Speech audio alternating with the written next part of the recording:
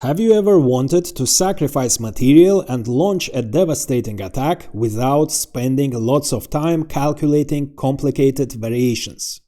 What if I told you there is a way to sacrifice in chess that's so simple that it feels almost effortless? In the game we examine today, Samuel Reshevsky demonstrates how to use a positional sacrifice to launch a deadly attack without complex calculations. By the end of this video, you'll learn how to spot these opportunities and make attacking chess look really simple. So let's dive into this game. Reshevsky's opponent, Larry Evans, starts with d4, and Reshevsky plays the Queen's Indian defense. Knight f6, c4, e6, knight f3 and b6. The idea is either to fianchetto the bishop, putting pressure on the long diagonal and taking the important central squares under control, or to play bishop a6, putting pressure on the c4 pawn. White develops the knight, taking the e4 square under control, and he is ready to push the e-pawn to e4. If he manages to do it, he will completely occupy the center. That's why Reshevsky, of course, prevents it by playing bishop b7. Now the e4 square, the crucial square, is under black's control. White would love to push his d-pawn to d5 in this position, in order to grab more space. If he manages to play d5, it will be followed by e4 and white will completely occupy the center. But d5 would be premature, because after the exchange on d5, black can play bishop b4, pinning the knight, which is one of the defenders of the d5 pawn, and it turns out that there is no way white can save this pawn as it's attacked twice. For this reason, of course, white didn't push the pawn to d5, instead he plays a3. Taking the b4 square under control and preventing possible bishop b4. Now white is ready to play d5. That's why, to prevent this, Reshevsky plays d5 himself. Now white wants to play e3 in order to open his light-squared bishop's diagonal, but if he plays e3 right away, he will close his dark-squared bishop's diagonal. That's why first white develops his dark-squared bishop. Bishop e7 followed. Now white develops the rook, putting pressure on the c file. Reshevsky castles, and only now e3 follows. Now black could have made a natural developing move knight d7, of course, but instead Reshevsky plays knight e4, a more active move, centralizing his knight and attacking the bishop. That's why Evans exchanges on e7, and after queen takes e7 and the exchange on d5, white also could have made a natural developing move, let's say bishop e2. But in this case, black doesn't have any difficulties in finishing the development of his queenside. For example, black would have played knight d7, and after castling, black would have played c5, and the position would be absolutely equal. For this reason, instead of natural developing move bishop e2, white exchanges on e4. After which, on the one hand, black gets a very strong pawn on e4. On the other hand, the white knight has disappeared from c3. That means the c file is open. And as you will see, that makes the development of the queenside for black a little bit problematic. White knight is under attack, so it retreats to d2, and we have reached a very important moment in the opening. Black must develop his knight. The knight has 3 possible squares, so you can pause the video now and try to find which one of these 3 squares is the best for the black knight, and how black should prepare the development of this knight on this square.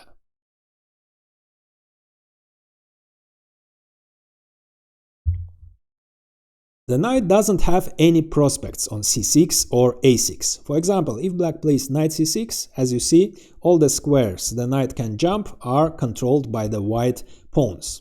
Besides that, besides being strategically bad, it also fails tactically, because white would play queen a4, attacking the knight for the second time, and the best thing black can do is to return the knight to b8, because if he plays knight a5, then after b4 the knight would be trapped. If he plays queen d7, that would be even worse, because white would play bishop b5, pinning and attacking the knight for the third time and winning it. So knight c6 doesn't work, and of course knight a6 isn't better either, because white again would play queen a4, again attacking the knight for the second time, and again the knight will be forced to return to b8. So the best square for the knight for this reason is d7. From d7 the knight will support the c5 advance. Besides that, it can also jump on f6, from which it will overprotect the strong e4 pawn in accordance with Aaron Nemcovich's teaching. Besides that, it can also, if needed, occupy the great blockading d5 square. But the problem is, and now we can see why white exchanged his c3 knight on e4 and opened the c file. The problem is, black cannot play knight d7 right away, because the knight would close the queen's way and c7 pawn would fall. For this reason, Reshevsky prepares knight d7 by playing rook c8 first, defending the c7 pawn, and the rook will also support the c5 advance. Now white develops his king side, bishop e2, and now that the pawn is defended, of course, knight d7 followed. White castles and c5. By playing c5, black has created an immediate threat of c takes d, and after white recaptures on d4, he will get a weak isolated pawn on this square. So white must do something about this threat. Computer recommends knight b3, and if black captures, of course, instead of recapturing with the pawn, white would capture with the knight and the position would remain equal. But instead of possible knight b3, in order to parry the c takes d threat, white captures on c5 himself, which, as the game will show, was a dubious decision, because after knight takes c5, it turns out that the black knight will invade a great d3 square. Of course, white also gets a chance to invade with his knight the d4 square, as the black pawn, which controlled the d4 square, has also disappeared, but the black knight on d3 will be much stronger than the white knight on d4. So white plays knight b3. He would love to exchange these knights, after which, of course, the black knight wouldn't invade the d3 square. But Reshevsky avoids the exchange. He cannot invade d3 right away, of course, because this square is defended twice. So first he plays rook d8 with a tempo by attacking the queen, and the rook controls the d3 square. Besides that, the c8 square is vacated for the second rook.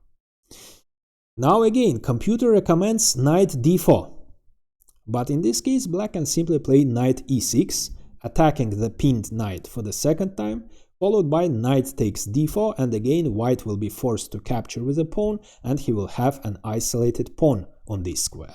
For this reason, instead of knight d4, which was objectively better, white plays queen c2. But now the knight invades d3 with a tempo, attacking the rook, and it turns out that white cannot capture this knight. If he does, then black will get a very strong passed pawn on d3. Besides that, the bishop's diagonal would open. Besides that, it turns out that black wins a pawn right away, so black is winning on the spot. For example, if the queen retreats to d1, then black can play queen e4, threatening checkmate, and after f3, the e3 pawn falls. If instead of queen d1, the queen retreats to d2, then the knight is unguarded and black has a tactical possibility. He can exploit the fact that the knight is unguarded by sacrificing the bishop, destroying white's pawn structure on the king side, and after king takes g2, queen g5 check, king h1, queen d5 check with the double attack. So black will get his piece back and will be up a pawn.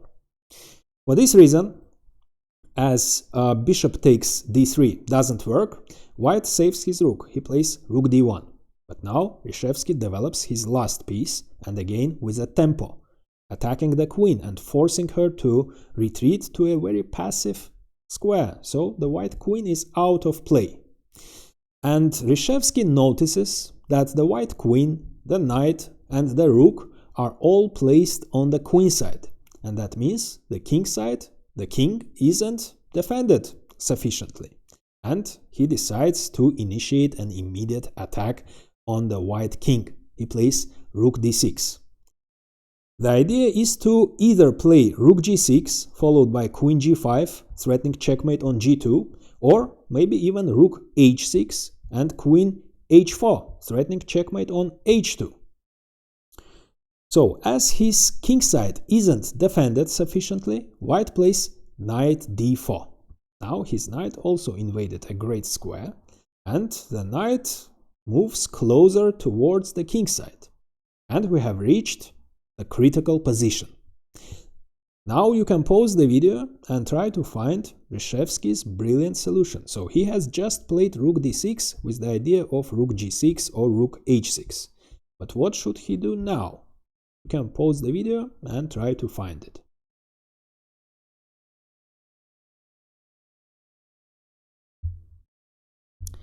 By playing knight d4, white has created an immediate threat of knight f5 with a fork, winning the exchange. Besides that, black cannot play rook h6 for the same reason. The knight would invade f5, again forking the rook and the queen.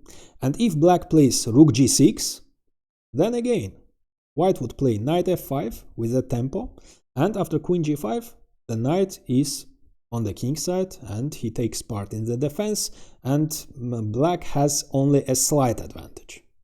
So instead of all this, instead of rook g6 followed by queen g5, Reshevsky notices that the white pieces are actually out of play. They cannot take part in the defense of the king side, and white's best piece is the knight.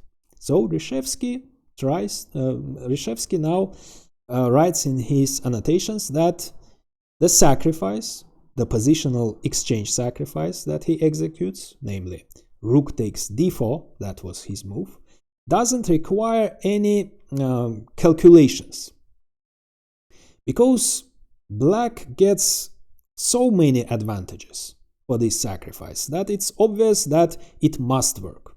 So what does black get? Now let's try to see why this sacrifice doesn't require any calculations. First, of course, white's best piece is eliminated, and white pieces are out of play. They cannot take part in the defense. Besides that, after this sacrifice, the activity of both the knight and the bishop increases dramatically, because after e takes d, the white pawn has disappeared from this square. It cannot defend, it doesn't defend the f4 square anymore, and the black knight invades this square with a tempo, and it attacks the g2 square, and the queen will join the knight. And as it's well known that the queen coordinates with the knight very well, and they can create terrible threats to the enemy king together. Besides that, as the white pawn has disappeared from e3, the black pawn can move forward now, opening the bishop's diagonal. So it's not just the knight and the queen, the bishop will also take part in the attack. Besides that, the black pawn, once it moves to e3, will also take part in the attack. And it's obvious that white simply doesn't have sufficient defensive resources to parry this attack. So for this reason, it doesn't require calculations. So at the moment, the bishop is under attack. That's why Evans defends it. So let's see how Reshevsky executes his attack. Of course, queen g5 followed, threatening checkmate on g2. If white plays bishop f1, defending g2, then he loses on the spot after knight h3 check. Of course, white cannot capture as the pawn is pinned. The only move is king h1. Black wins a pawn with a check. Then he gets back his exchange, so he is up a pawn. The d4 pawn is weak. Besides that, black continues his attack with h5, followed by h4, h3. Black is winning. So as bishop f1 doesn't work, white must play g3. Of course, he isn't threatening to capture the knight as the g-pawn is still pinned. And now that he has activated his knight and the queen, now it's time to activate the bishop. So e3, opening the bishop's diagonal and creating a terrible threat of e takes f check. Just to illustrate the threat, let's say white makes a random move, black would capture, and after king takes f2, knight h3 check, and it turns out that the king doesn't have any squares. g1 is controlled by the knight, g2, f3 are controlled by the bishop, e3 is controlled by the queen, so the only square would be f1, and after queen f6 check, the white king gets checkmated. If white prevents e takes f check by capturing on e3 himself, the same checkmate would take place. After knight h3 check, king f1, queen f6 check leads to checkmate.